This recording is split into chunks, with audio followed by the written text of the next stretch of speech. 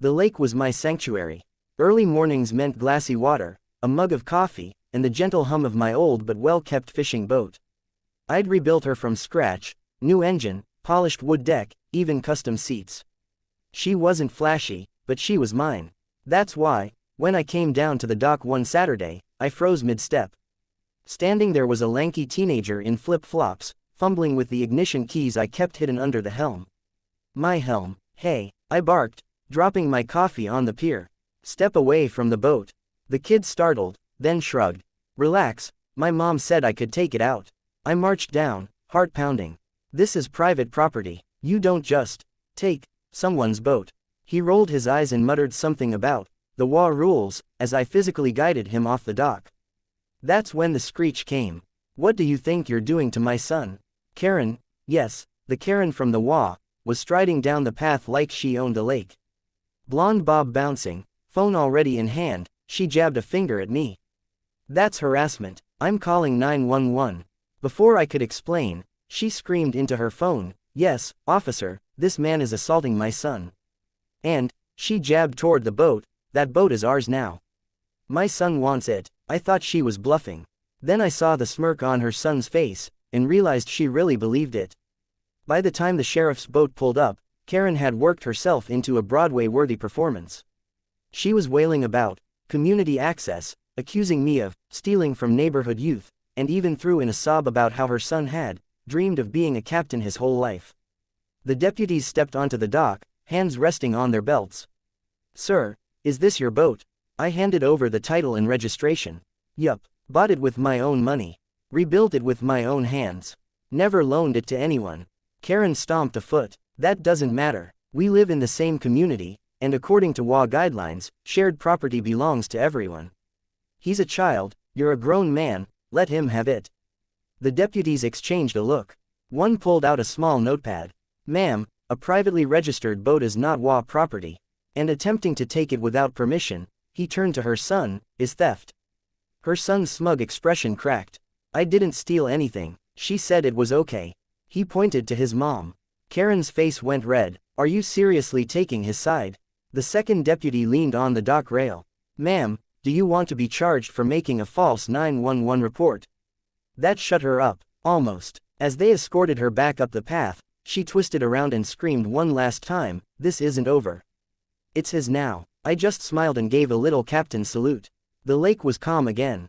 And if Karen ever came near my dock, she'd be greeted by the brand new, extra loud, no trespassing, signs I installed the next day, plus a couple of motion-activated sprinklers for good measure.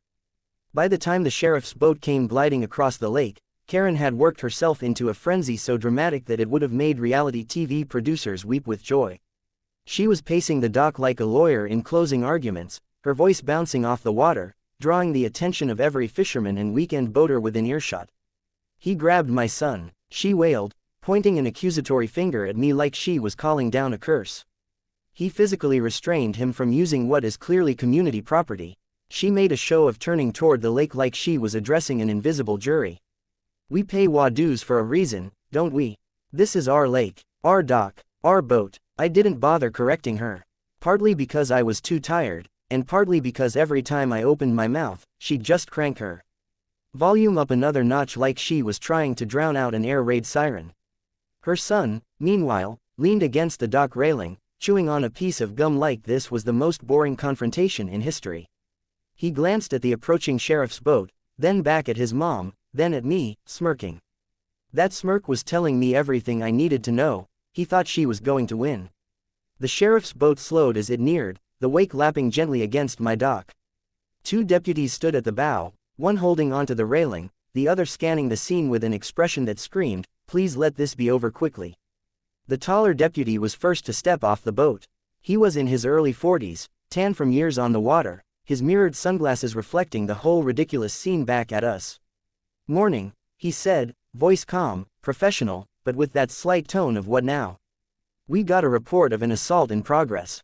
Before I could say a word, Karen jumped in like she'd been waiting for her cue. Yes, officer, that's exactly what happened. He grabbed my son, my minor son, when my boy was simply trying to take out our boat for a spin. Our boat, I repeated, incredulous. Karen rounded on me like a hawk spotting prey. Yes, our boat. This is a shared-use community, and this dock is accessible to all homeowners.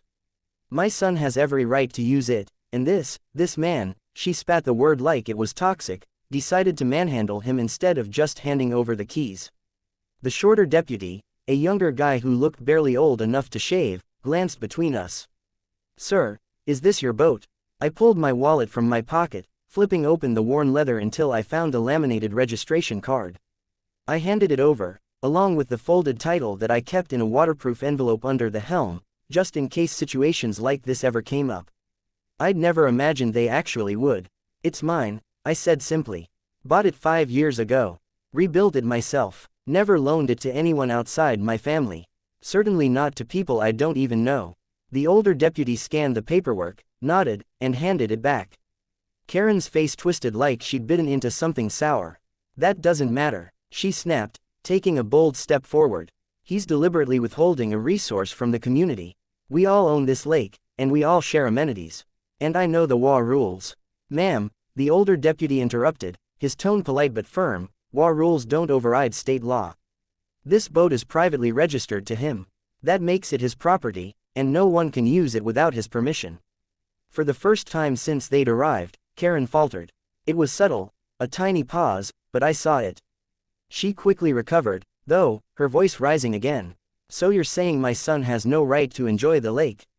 No right to learn boating skills? You're siding with a selfish man instead of a child's future. The younger deputy blinked. Ma'am, boating skills aren't usually learned by stealing a boat. Karen gasped like he'd slapped her. Stealing? My son did no such thing. He's a good boy. He was invited. She hesitated just a fraction too long before finishing. Invited, by the spirit of community togetherness this neighborhood stands for. I had to bite the inside of my cheek to keep from laughing. The older deputy turned to her son. Did you have permission from this man to use his boat? The kid shifted his weight from one flip-flop to the other, popping his gum loudly. I didn't need permission. My mom said it was fine. He jerked a thumb at her. She said all the stuff here is for everyone. The deputy nodded slowly, his pen scratching in a small notepad. All right, so you admit you didn't ask the actual owner, and you tried to take the boat anyway. The kid's smug expression cracked just a hair. Well, I was gonna bring it back. That's still theft, the younger deputy said, matter of fact. Karen threw her hands up like they'd just declared themselves enemies of all that was good and pure. This is insane. You're treating a sweet, innocent boy like a criminal. For what? For wanting to experience the lake like everyone else. This is how communities die. This is why people don't trust the police anymore. The older deputy took a slow breath, clearly summoning patience from some deep internal reserve. Ma'am, the call you placed said there was an assault happening. That's a serious allegation. If we determine that's false, you could be charged with making a false report. Her mouth dropped open. Oh, so now I'm the criminal. No, the deputy said evenly. But lying to emergency services is a crime.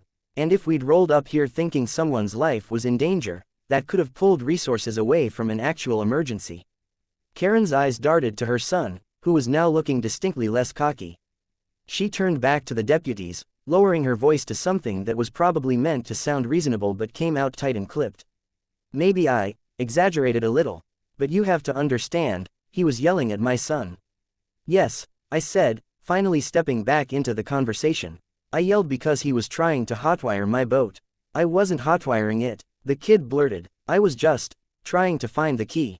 By pulling wires out from under the dash, I asked, raising an eyebrow. He looked away. The younger deputy sighed. Okay, here's what's going to happen. You, he pointed at Karen and her son, are going to leave this dock immediately. You're not going to step foot on this man's property again without his permission. And if either of you touches this boat without authorization, it's going to be a criminal matter. Are we clear? Karen's jaw clenched. This isn't over, she hissed, glaring at me like I'd just stolen her crown jewels. Then, louder, as they began walking back up the dock, it's his now. It's his lake now. Let everyone know WHO to thank. The deputies exchanged a glance that said they'd seen this kind of theatrics before. I just stood there, arms folded, watching them leave. When they were finally out of sight, the older deputy gave me a small, almost apologetic smile. You get all kinds out here, he said. Yeah, I replied, rubbing the back of my neck. Guess I do now. The sheriff's boat pulled away, the sound of its motor fading into the distance. I was alone again, the only noises the gentle lapping of water and the creak of the dock. But I wasn't taking any chances. That night, I went to work. 2 giant, weatherproof, no trespassing, private property, signs went up at the top of my dock. I installed a couple of motion-activated sprinklers aimed perfectly at the entry point, enough to soak anyone who stepped where they shouldn't. And just for my own peace of mind, I mounted a security camera that covered every inch of the boat slip. The next morning, I took my boat out for a long, peaceful cruise. The lake was calm, the sun was warm, and for the first time since the whole ordeal started, I actually smiled.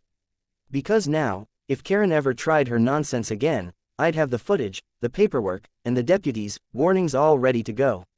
And if her kid wanted boating lessons, well, maybe he could start by buying a paddle.